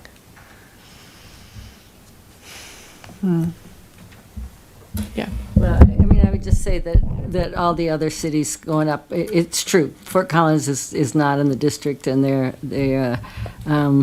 I just think, but all the other cities between Union Station and here have been paying as well, and you just can't do it without more funding. And I think Karen's right; you get more for the service. So, and also you remind me, Front Range Passenger Rail, I know, is also approaching all of the cities that are along the line with some promise of additional funding for, I don't know, is it 10 years or 20 years? And I know the last time I talked to our city manager, they were talking about taking those dollars, and I'm sure Councilmember Popkin probably knows the answer to this. Those additional dollars that would come every year from Front Range Passenger Rail would be put into your station. Or if you wanted some additional bus service, you could be very flexible dollars, but it would be coming from that tax to, we really want to make sure those rail stations, you know, have population centers so that rail can be used to its maximum benefit. So there would be some other benefits for the city and for the residents. Okay. And just so Tab knows, there's an upcoming open house on rail. Another one is going to be hosted at Front Range Community College at the end of July. Sorry, off the top of my head, I can't remember, but I'll send you all the information and we'll make sure you have it. But that will be the next open house with all the staff from all of the agencies present to ask them direct questions, because I don't know that Karen and Lynn can necessarily are the best to answer all of the Front Range passenger rail specific questions, though they are more in the loop than probably any of us in the room. But just keep that in mind. There'll be other opportunities to ask the rest of the group, the state and CDOT, who are coming together. So there's more open town halls coming up specific to rail. And those are very informative. They're very good. Yeah. Okay. Sorry. Go ahead. I also am serving on the Transit Planning Committee for Boulder County, which I'm obviously happy to do. And so one of the things that's come up in those discussions when we've been talking about why people have not returned back to using transit is the mismatch between when people are now traveling and the buses that are available. So a lot of the buses are based on the idea that people are commuting to work. But that's simply just not really true anymore. Like there's much more of a level use across the whole day because people are working different hours and, there's a lot of different reasons. But yet the bus routes just haven't caught up with that change in use and change in need, really, for people to use a bus. And that was something that we have talked about a good amount during that committee, was that change in use. That's the big driving reason. Well, our current system optimization plan will expire in 2027, but we have started a new comprehensive operation analysis, and it looks at all of that. They'll be using cell phone data about where people move and when they move, and I think that we will be less downtown Denver centric, and I expect that we will be less peak hour centric. That it will even out more through the day, and that will be going into early next year. We're going to start seeing it, I think, but it won't be going into effect until later next year. So just, the COA is going to be an 18-month process that starts next year with RTD. You all will be brought forward things as they, right? It started. It's an 18-month process, but we are underway. Yeah, it's got kicked off. Yeah. But one other thing I wanted to mention, I do think a lot of our ridership issues does go back to the 16th Street Mall. And if you were down in Denver, even a year or so ago, all this construction going on. First there was COVID, then the city and county of Denver just sort of dug up the 16th Street Mall, redid, water sewer lines, and a lot of people just left. They said, yeah, I can work at home. The 16th Street Mall finally is now there, fixed, but a lot of companies have not called their folks back to work right there just yet. But they're starting, and so I think you are starting to see a shift. And I just heard just the other day the DDDA, Denver Downtown Development Authority, with the mayor, just announced that they're going to be investing like $100 million into that core part of the city to try to create more jobs. So it's going to start to flip. It may take a while. Okay. What was I going to say? I totally forgot what I was going to say. Oh my goodness. I'm so sorry. Okay. We have another comment. I will pass it over and then hopefully I'll remember my question. Oh, I was gonna say that Front Range Passenger Rail open house is next Thursday at the Front Range Community College. Okay, I didn't know that. Thank you. Thank you for looking that up. I've been to a couple, but I didn't know about that one. Okay, any other? Well, thank you, directors, for coming. Yes, I was saying, I hope all of the other areas have directors who advocate as strongly as ours do for our local service areas. These two women are very smart and have worked very hard for a very long time advocating for Longmont. So thank you. Great constituents. There we go. Yes. Yes, and thank you for your interest. I mean, we love talking about this stuff. So thank you. So while they're packing up, I just need to enter into record your tab letter process. Since last month's proposed service change by Lynn, thank you so much. There was not time to bring that forward to this meeting. We did it via email. So for public record, what we did was ask all of the board members to vote anonymously. So they did not vote and respond to each other. They voted and sent their responses just to Stephanie and myself. One, to say, do you want to send a letter of support to RTD around the proposed service changes? That was a unanimous vote. Everybody did say yes. And then it was open to, do you have any suggestions to a draft letter?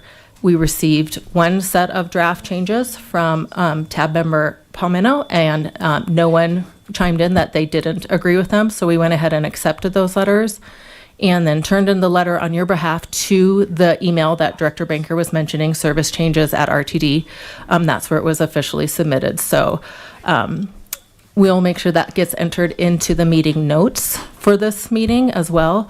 But just to make sure it was transparent to how you all came about to writing your letter, that you all agreed to write it, we drafted it, it was approved, and then submitted on your behalf by staff. So thank you, Tab, for submitting that letter of support to RTD. So just time check, I know we have about 20 minutes, 15 minutes left. We have one presentation from Ben and then 3 quick updates. So Ben, we're gonna have to maybe get through this pretty quick if we can.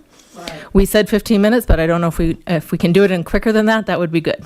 All right, I'll try to knock it out. There we go. My name is Ben Ortiz, Transportation Planner. Thanks for having me this evening. Tonight, we're going to be reviewing the Planning and Zoning Commission recommendations for the short-term bicycle parking. See if I can figure out how to use this now. Okay, what happened here? It's not working. All right, I'll come up here.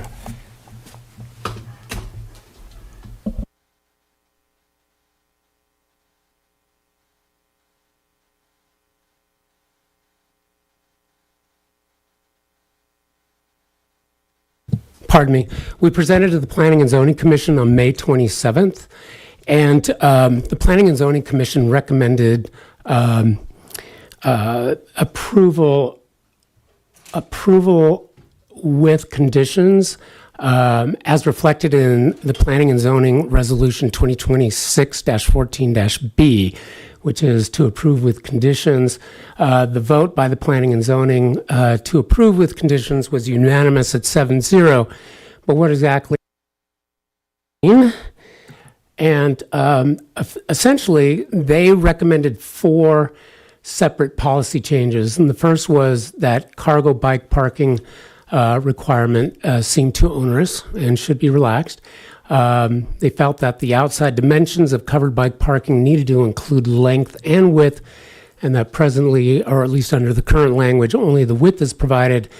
In addition, the covered bike parking requirement they felt was too onerous for smaller developments, and they felt that that should be relaxed.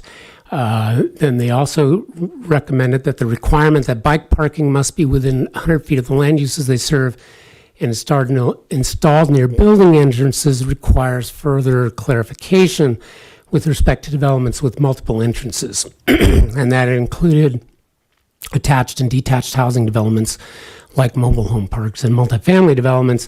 And then lastly, they recommended to eliminate the requirement for bike parking at short-term rentals. And all of this is probably not new to you based on my presentation last time.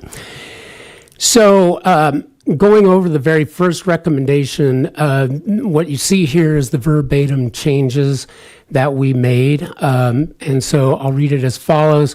Bike parking location. For convenience and security, bicycle parking facilities shall be located no further than 100 feet away from the primary access points or to an outdoor destination, shall be visible from the interior of the land uses they serve, shall not be located in obscure, remote, or hidden areas. For multifamily developments, at least one bicycle rack shall be located at each building near primary access points. For attached single-family or mobile home parks without garages, bike parking may be clustered into one or more areas, provided that the areas are easily accessible and highly visible to the residents they serve. And just so you know, we did vet this language internally amongst other staff, so this isn't just just me talking. I would suggest see if they have any edits one by one, and then just move through. We'll burn through our 15 minutes if we do it that way. Rather instantly, in fact. Section 7 is amended to read, building overhangs and awnings and shelter rooftops shall be a minimum of 11 feet in width. The length of the overhangs, awnings, and shelters shall be the length of the row of bicycle parking racks that they are intended to protect, plus a minimum of 4 feet of coverage for both ends of the bicycle parking row.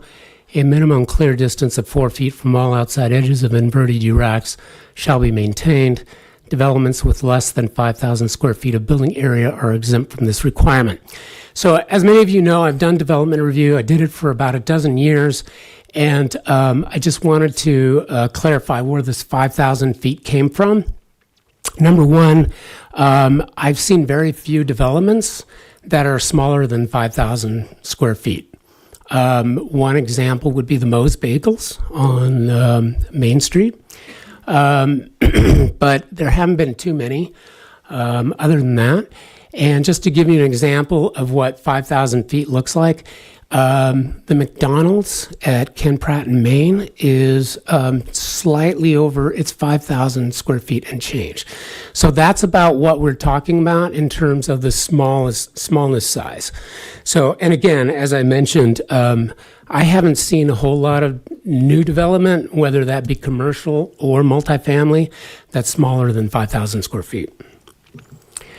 Section 9 was amended to read as follows. Cargo bike parking. For every 30 short-term bicycle parking spaces, 15 inverted U racks, provided at least one cargo bike parking rack designed to accommodate cargo bikes shall be required, but no less than one cargo bike rack per development equal to or in excess of 5,000 square feet of building area. Developments with less than 5,000 square feet of building area are exempt from this requirement. And then lastly, they recommended eliminating the short-term rental requirement, which shows up in the parking table. So the next steps, we're proposing, or the TAB may propose, some minor text corrections. We will be creating a graphic to go along with the building overhang requirement. We found that it was hard to visualize what that would look like. And so we're going to create a graphic that will go with the ordinance. And then lastly, we're tentatively scheduled to go to City Council in September. We are on the agenda. But, you know, as the agenda gets full, it may get pushed. But we're going to do our best to make it up there in September. And so that's it. If you have any recommendations on any of the proposed language, we would welcome it now. And we will try and consider incorporating those changes into the final planning and zoning resolution, which they need to, Planning and Zoning Commission chairperson would need to sign, and then that would go, that would be an attachment to the city council communication and the ordinance. Now, the city council may choose to ignore the recommendations of Planning and Zoning Commission, or they may choose to incorporate all or some of them. That is entirely up to them. So with that, I'd be happy to take your questions. Just before everyone starts talking, I just want to be mindful of the time that we are at 10 to 8. So if you can keep your suggestions and comments. And I think just to clarify, we really are asking for text corrections. Yeah. We can't change the language at this point since this is what P&Z has approved. Mhm. So we're not open for new changes in any way, just minor adjustments. Do you think that either fix something or clarify something? Ben, can you go to your second to last slide? Okay, first word of the third line is now reading provided. Should that be provide? Yes. Without the D? Yes. It's like a directive. Right. Okay, that's it for me.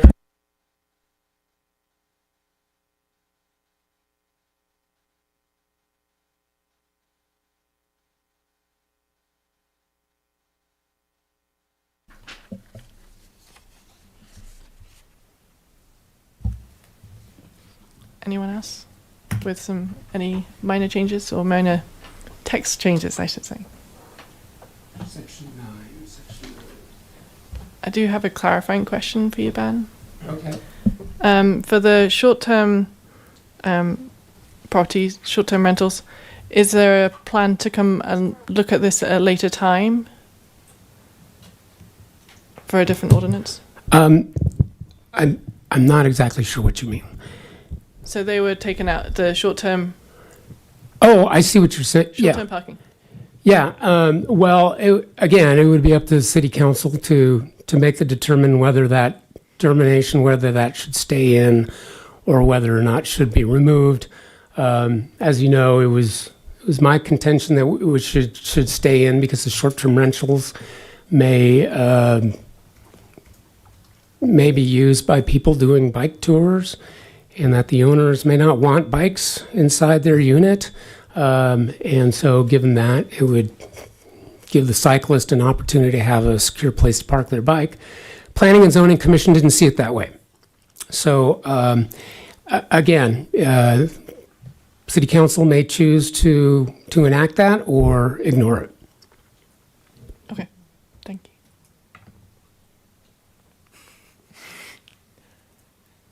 Okay.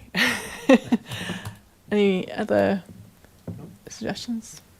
Okay, so I think we probably have to motion now. Is that correct, to move forward with the text? Great. Thank you. Does anyone have a motion to accept the changes as written, apart from that one text correction, and move it to council for recommendation? A motion that we accept the amended recommendations and send this forward to council. Do we have a second? I second the motion. Everyone in favor, say aye. Aye. Okay, thank you.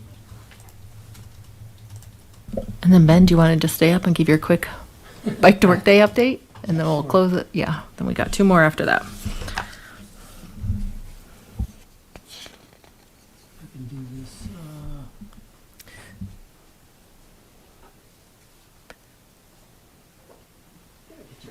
Sorry. Not here. Oh, got it. Okay. That. Okay. Okay. Right.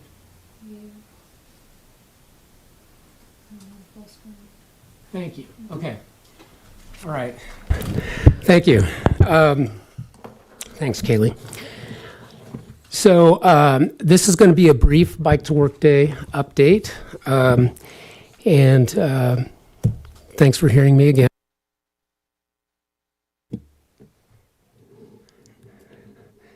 Don't know which button to push here. Okay. So by way of background, so the Bike to Work Day in the Denver metro region is organized by the Denver Regional Council of Governments. And it's individual businesses or organizations that actually host stations.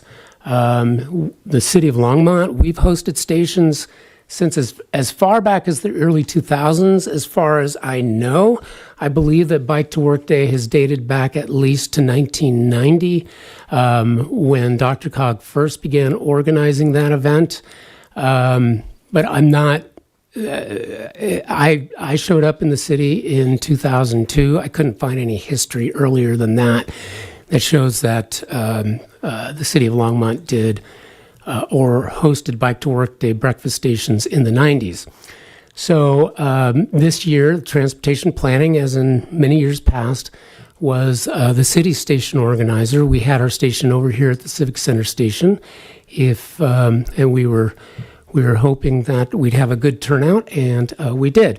And so we do strive to make this a zero waste event every year, and we provide washable plates, washable cups, washable silverware, as well as washable napkins. And after I put in a full 8-hour day here, I take everything home and I put my dishwasher and washing machine to work.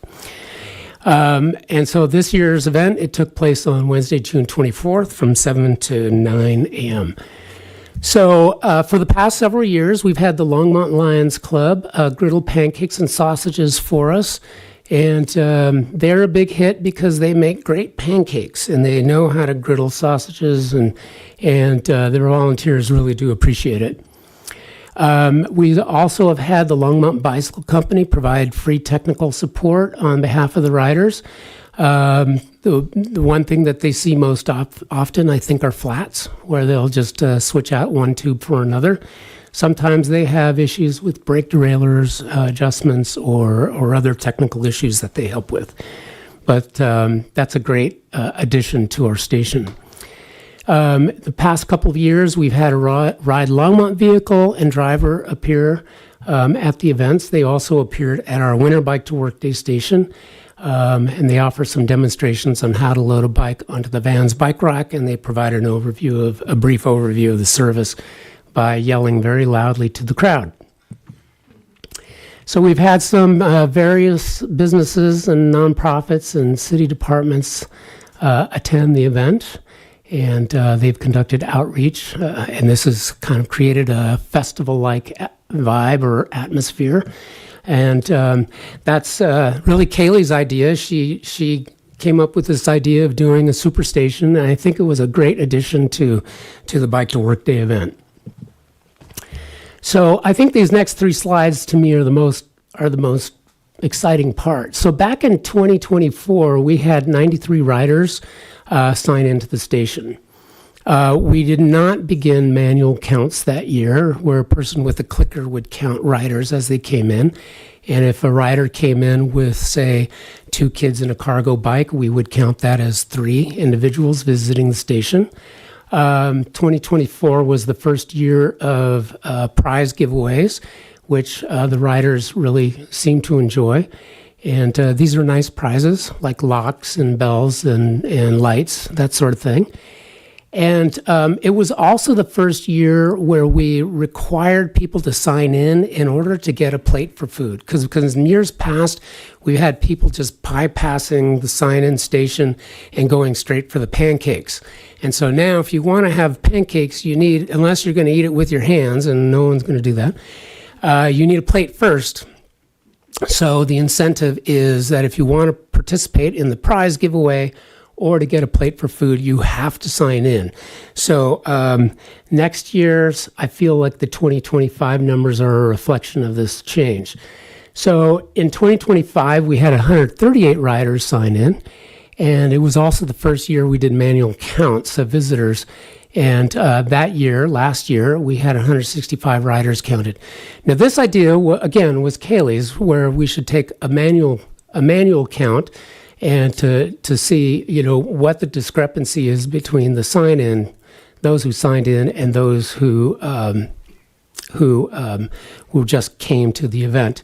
It was our second year of prize giveaways, and again, it was the second year where we're requiring people to sign in order to get a plate for food or to be eligible to win a prize. And then this year, we had 160 riders sign in, and the manual count went up to about 190, but we expect that the number was somewhat higher than that. Maybe not significantly so, but definitely higher. We think the number was over 200 riders this year. The problem was we had people coming in, so many people coming in from different directions that are the person doing the manual count, they couldn't really keep up. And so then this was the third year of prize giveaways, and again, the third year where signing in is required to get a plate for food or to win a prize. And so we feel like that's a really good addition to this event, and so we're going to continue doing that in the future. And that's my presentation. Thank you for listening. Appreciate it. And have a good evening. I'll take any comments if you want. Well, since I was there, it was a good event. It's the first time I've actually ever been, which is kind of strange since I bike every day. But it's very early in the morning. But it was a good event. I thought I had some good conversations with people from my working hat that I was wearing at the time. So I thought it was good. Any other comments?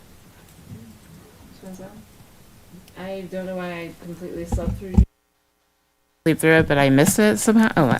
Oh, sorry. I forgot about the red. I thought that I was going to attend, but somehow it went by me. But I'm so happy to hear about the bigger numbers, and I think that's awesome. So it makes me really happy. And it's a great event. I love it. Yeah, so. Thank you. Great, thank you.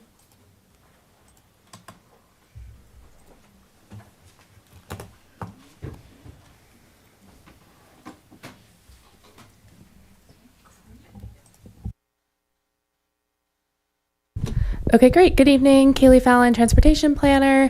I am here with an exciting update to our regional e-bike share program. So for our new members, or if you just need a refresher, at last month's TAB meeting, I gave an in-depth presentation on our regional e-bike share program. So I would reference that for more information.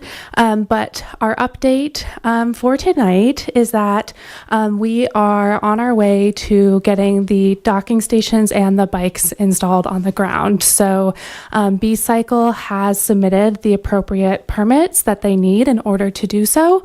Those permits are being reviewed by our engineering staff. I believe B-Cycle just has to submit a few more items or a little bit more paperwork. And then if everything goes well and they have those permits approved and in hand this week, we are expecting that those docking stations will be installed this week. And then they will start with the install of the docking stations, which, if you'll recall, are those inverted U-racks. And then tentatively, they will go and install bikes the next week of the 20th. And then we're looking at the week of the 27th as the bikes being available to the public to ride. Again, this just really depends on the permit approval process. So that timeline may be delayed by a week or so.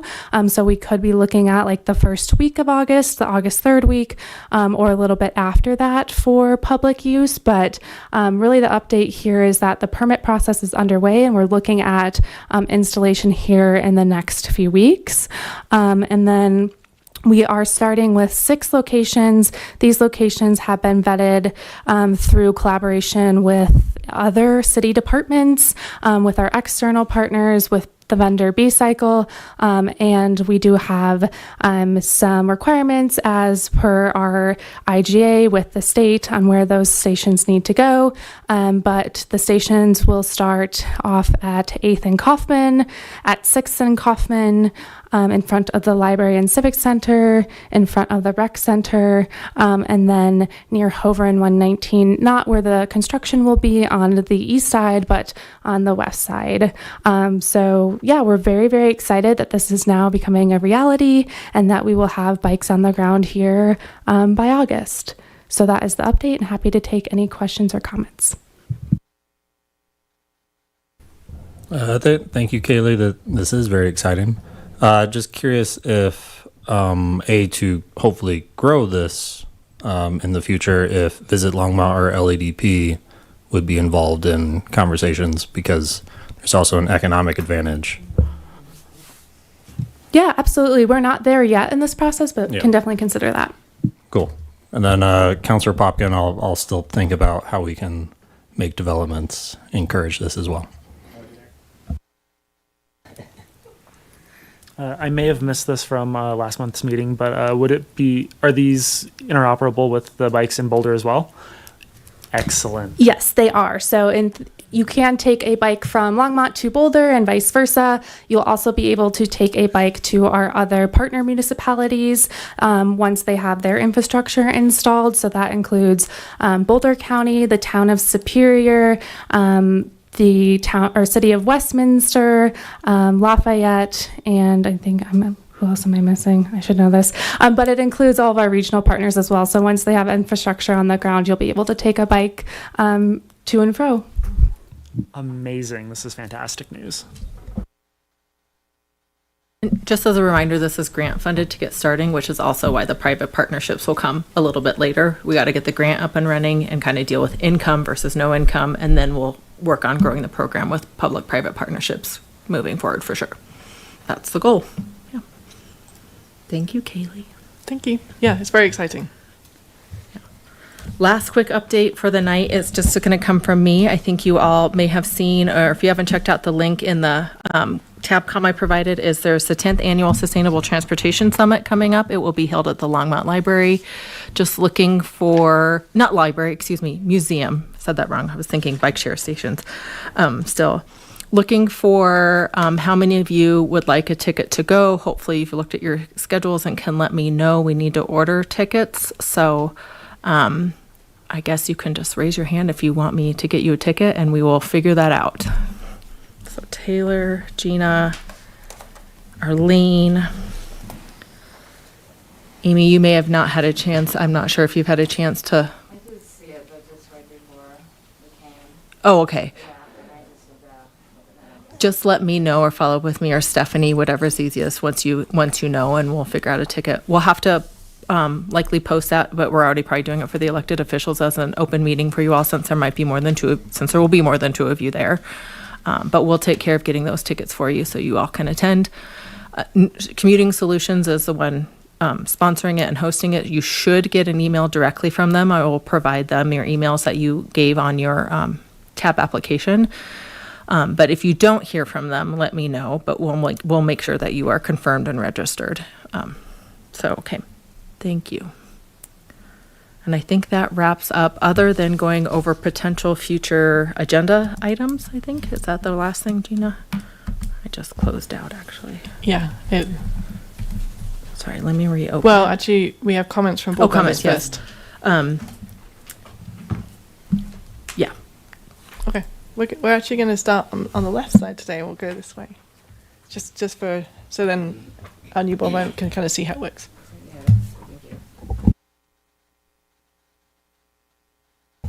I guess I really didn't have any comments. I did appreciate the directors from RTD to give the presentation. That was very, very informative.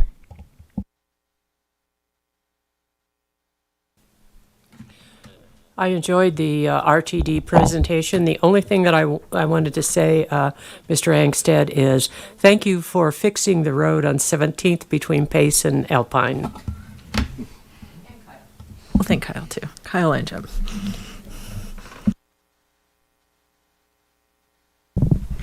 Great meeting, nothing further. Wow, short and sweet. Please send the thanks to the directors of RTD because we don't get to hear from them very often, and I knew it would go long. So otherwise, great work, everyone. Yeah, I want to thank our RTD directors for coming out tonight. I also want to thank the members of the public who came out and gave their comments. I'm sure that will be very useful information as we go over that, what was it, the neighborhood traffic mitigation program next month. I'm sorry I missed Bike to Work Day, but it seems like it was a great time.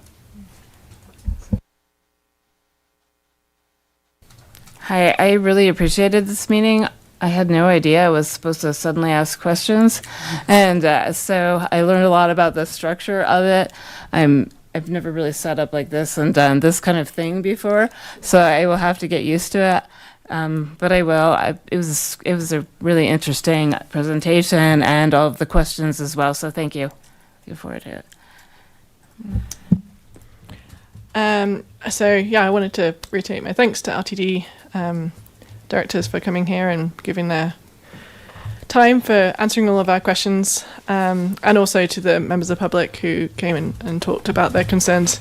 And I hope that maybe the staff and city will look at those areas in a little bit more detail to see what can be done to help those community areas.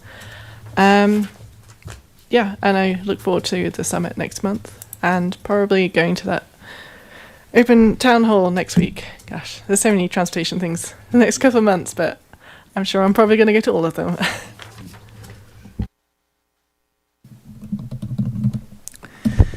Thank you, Chair. Congrats on your re-election. There we go. Welcome, Board Member Wilkins, to the Transportation Advisory Board. Great to have you here. It's not often, I think, in a transportation circle we get someone who's both passionate about transportation and a small business owner of a relevant transportation-related business. Past or present. So thank you for also coming to the table with that experience in mind as well. Ben, Cami, thank you. Many thanks for your work on the short-term bike parking updates and how you incorporated a range of feedback into this, from TAB meetings to P&Z meetings to many other conversations and meetings. Really appreciate that. I think this is moving forward really well, and I'm excited to hear council's broader discussion on this when it comes forward. I think this is moving forward in a really responsible manner, and really appreciate this. It's exciting. Kaylee and Cami, also many thanks for the work on the B-Cycle docked e-bike share. Super exciting and critical to our last mile and just local connectivity. And then last but certainly not least, Kyle and Jim, thank you both for your particular responsiveness to multiple neighborhood traffic safety questions that I've thrown at you all, and probably many others have over the last few months in particular. Transportation is one of those most widely felt tangible impacts of local government, and frankly, even small improvements go a long way to building trust for bigger infrastructure projects and programs that we do. So really, every little improvement matters there, and reminds people of what we're able to do for them. Speaking of bigger projects, I just wanted to remind maybe TAB and staff, I've gotten some questions and seen some social media comments about the 119 Hover intersection overpass, where people don't fully realize, they think that's a bike overpass over that intersection, not a vehicle overpass. So there's been some education that I and others have been doing there, but just wanted to let people know that if people ask about what's happening there, they think it's the extension of the 119 bike highway, and it's not. And that is one of it's a multifaceted improvement there. It's a $165 million project, of which the bike highway is like just a quarter of that. The overpass at 119 and Hover is another, I think, quarter-ish of that $165 million project. Give or take a few million, and it's intended for vehicle efficiency and safety to cross over Hover southbound to bring people faster through that intersection. So in case anyone asks you because you're on TAB, just a reminder that might be where they're coming from on that, and I think the more we can help clarify what's actually happening, the better. Kyle, were you going to jump in? Yeah, I'll also mention that this project is going to connect the RTD station as well as the rest of the bikeway together. I believe Cammy's working on some wayfinding signs along our city limits, and then we will be installing a new RFRB crossing just south of Hover between Oscar Blues and Hover, basically. Yeah, right by Brewing Market, right? Yep. Yeah, so there's a lot of infrastructure, multimodal going on here, but the overpass specifically, people thought was for bikes, which is not, and that's because we have another solution for bike access and travel flow there. So something to keep in mind as you are ambassadors for TAB and the multi-level governmental infrastructure efforts that are happening along that corridor. And last but certainly not least, I won't go into detail here, but I'll flag for TAB board members. Tomorrow, council will be receiving an informational update. It's already in our packet on kind of an updated management strategy from staff on e-bikes and e-motos. That's been many, many months in the works since kind of last fall direction from council. So that you can find that publicly on our agenda management portal. I won't go through the details right now.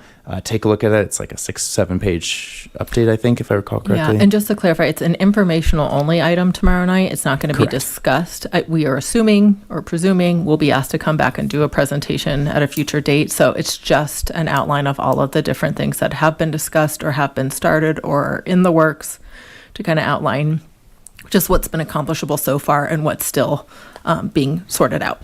Yep. So informational item at the very, very, very end of the packet.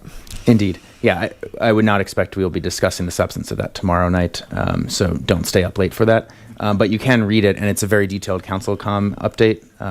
So definitely take a look at that. Covers what multiple levels of government are doing on this and what they aren't doing, what the city specifically is doing, from signage, education, incentives, enforcement. All of that is in there, and it involved staff across transportation, public safety, parks. Multiple departments. Many, many departments. So I would expect that this will come to TAB for input and discussion at some point, but that's not currently on the schedule. Thank you. Yeah, thank you for the feedback. We can pass that on to our comms team, too, about the confusion you're hearing. That might be helpful for future project updates that go out to the public. So good to know. Because people are seeing the most visible thing of the bike Yeah, and because the bridge just went in, there's lots of press about the bridge, so they're seeing bridges in different places, so understandable confusion, so thank you. Okay, last thing, I believe, if you're okay, Chair McKee-Burrows, is to talk about future agenda items. Yep. Right now, what we have slated, as you have seen in your packet, is to bring forward some Sundance Film Festival transportation updates about what we know currently and what's still being worked out, as well as an update, as has been mentioned a couple times tonight by Kyle and some other in the community, to go over some neighborhood traffic mitigation program changes, potential changes. Our legal advisor, one of the city attorneys, or assistant city attorneys, is slated to come and talk to you about your bylaws. There's been some prior discussions about updating your bylaws, and now that we have our newly elected members, we felt like it would be a good time. So Amy, you'll get a little bit more indoctrinated next month too about how the process works. But something that you have brought up before is considering a change in public comment time. So I think that's something the board can discuss if you do want to change that or not. But that would be the time to do it, is when we update the bylaws potentially. So get your thinking caps on about maybe revisit those, and what other potential changes might you want to suggest, because the lawyer will be here to talk through, are those doable or not. And then other than staff updates, that's all we have right now. And now that we know we have our 2 new board members in place, or returning board members, we can keep with the plan for September being your first study session, if you would like to. One of the 2 that were envisioned, whether we end up doing 2 or not, I think is still to be determined. So maybe next month we can decide if you want it to be the roadway roadway guidelines kind of focus area, or roundabout focus areas, which were your 2. So if you need to narrow it down, I think next month we might have the action item to really let's lock in which one you want to do in September. And right now we only have that, Jim, you're going to be missing next month. Sorry, Board Member Palmena, that you won't be here next month, correct? Yeah, and September. Actually. Oh, and yeah, Jim, and okay. Okay. Thank you. Any other suggested topics or swap of topics that feel more timely?